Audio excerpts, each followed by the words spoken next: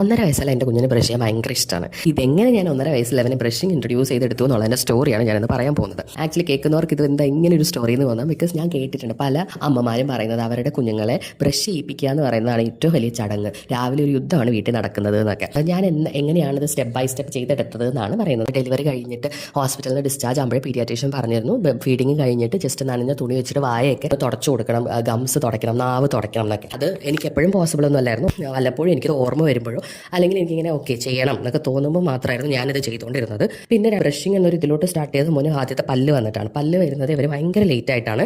ആദ്യം നമ്മളൊരു പല്ലോ അല്ലെങ്കിൽ നമ്മൾ സിലിക്കൺ ടൂത്ത് ബ്രഷ് യൂസ് ചെയ്യണം. സിലിക്കൺ ഫിംഗർ ടൂത്ത് ബ്രഷുകൾ കിട്ടും മാർക്കറ്റിൽ. ഞാൻ ഇന്നലെ വീഡിയോ ചെയ്തിട്ടുണ്ടായിരുന്നു. ഒരു മോണയും നാക്കും ഒക്കെ അത് വെച്ച് വൃത്തിയാക്കണം. അപ്പോൾ അവർക്ക് അതൊരു സൂത്തിങ് എഫക്റ്റും കൂടാണ് കൊടുക്കുന്നത്. ഞാൻ അങ്ങനെ തുടങ്ങിയത് ഒരു 11 മാസമൊക്കെ കഴിഞ്ഞിട്ടാണ്. ഞാൻ പറഞ്ഞല്ലോ പല്ല് വന്നത് ലേറ്റ് ആയത് കാരണം ഞാൻ അത് ഫോളോ ചെയ്യുമായിരുന്നു. പിന്നെ ഞങ്ങൾ ബ്രഷ് ചെയ്യുന്നത് കാണുമ്പോൾ അവൻ ബ്രഷിനോടൊരു ഇഷ്ടമൊക്കെ കാണിച്ചു തുടങ്ങി. ബ്രഷ് അതുപോലെ ബ്രഷ് ഇങ്ങനെ അവൻ ഇമിറ്റേറ്റ് ചെയ്യുന്നുണ്ട്. ഞങ്ങൾ ബ്രഷ് ചെയ്യുമ്പോൾ അവൻ നമ്മുടെ ബ്രഷ് വേണം എന്നുള്ളത് കാണിക്കുന്നുണ്ട്. അപ്പോൾ ഞാൻ വിചാരിച്ചു അങ്ങനെയാണെങ്കിൽ ബ്രഷ് വാങ്ങാം. 4 പല്ലിൽ കൂടുതലൊക്കെ വന്നു കഴിഞ്ഞാൽ നമുക്ക് അല്ലാത്ത സോഫ്റ്റ് ബ്രഷ് യൂസ് ചെയ്ത് തുടങ്ങാം എന്നുള്ളതുണ്ട്. ആ ബ്രഷ് വാങ്ങുമ്പോൾ ശ്രദ്ധിക്കേണ്ട എന്താണെന്ന് വെച്ചാൽ കുഞ്ഞ് ഹെഡായിരിക്കണം, നല്ല സോഫ്റ്റ് ബ്രിസിൽസ് ആയിരിക്കണം. അതുപോലെ അതിൻ്റെ ഹാൻഡിലാണ് ഇമ്പോർട്ടൻറ്റ്. ഹാൻഡിൽ ഒരിക്കലും ലെങ്ത് ഉള്ളത്, അഡൾട്ടിനെ പോലെ ലെങ്ത് ഉള്ളതാവരുത്, നല്ല ബ്രോഡ് ആയിട്ടുള്ളതാവണം. കാരണം അത് അവരുടെ ഉള്ളിലേക്ക് ചെന്ന് അവർക്ക് തൊണ്ടയിൽ കുടുങ്ങി ഗ്യാഗിങ് വരാൻ പാടില്ല. അപ്പോൾ അങ്ങനെ ഒരു 16 മാസം 2 മാസം മുന്നെയാണ് ഞാൻ ബ്രഷ് വാങ്ങുന്നത്. അതിൻ്റെ കൂടെ ഒരു പേസ്റ്റ് വാങ്ങി. അപ്പോൾ അത് ഞാൻ പറഞ്ഞില്ല പൊട്ടി ട്രെയിനിങ്ങിൻ്റെ സമയത്ത് പറഞ്ഞിട്ടുണ്ടായിരുന്നു രാവിലെ എണീറ്റ് മൂത്രം ഒഴിപ്പിക്കുക എന്നുള്ളത് റൊട്ടീനായിട്ട് കൊണ്ടുപോകുന്നതാണ്.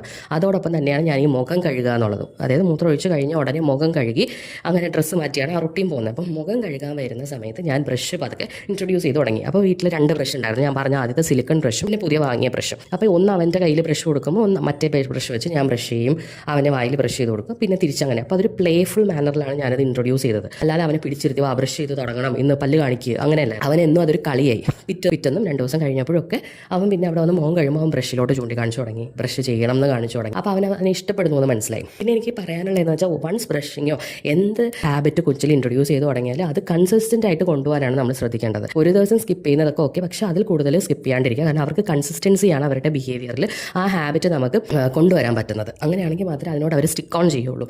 അപ്പോൾ ഇപ്പോൾ അവൻ ചെയ്തോളൂ. അവൻ നമ്മൾ അതുമല്ല വേറൊരു കാര്യം എനിക്ക് പറയേണ്ടത്, പോട്ടി ട്രെയിനിങ് പോലെ തന്നെ അവർക്ക് അതിനോടൊരു ഇൻട്രസ്റ്റ് ഉണ്ടെന്ന് തോന്നിയിട്ടൊരു കാര്യം ഇൻട്രൊഡ്യൂസ് ചെയ്യുന്നതാണ് നല്ലത്. അതിന് മുന്നേ നമ്മൾ ഇമിറ്റേറ്റ് ചെയ്ത് നമ്മൾ ഒരു മോഡൽ കാണിച്ചു കൊടുക്കുക. അപ്പോൾ അത് കാണുമ്പോൾ കുട്ടികൾക്ക് ഈ പ്രായത്തിലുള്ള ടോട്ട്ലേഴ്സിന് ഇമിറ്റേഷൻ ഭയങ്കര ക്രേസാണ്. അപ്പോൾ അവർ ഇമിറ്റേറ്റ് ചെയ്യും അഡൾട്ട്സിനെ.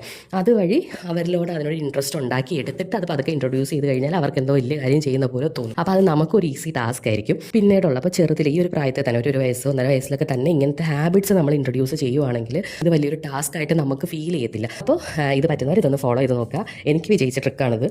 അപ്പോൾ അതുകൊണ്ടാണ് ഞാനിത് ധൈര്യപൂർവ്വം ഇവിടെ ഷെയർ ചെയ്യുന്നത്. See you soon with more videos.